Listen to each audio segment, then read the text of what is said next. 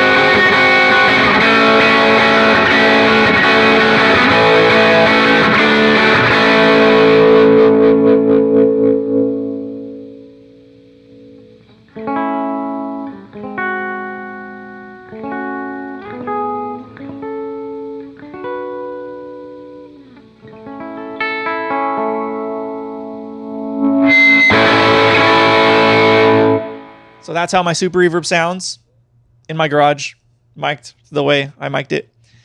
I'm really, really hopeful that the tones came out okay, but I have a feeling they're not going to be perfect, and I know there's going to be some comments. So I'm just going to go through the recording setup real quick and then talk a little bit about it, and then kind of maybe the future plans for this amp.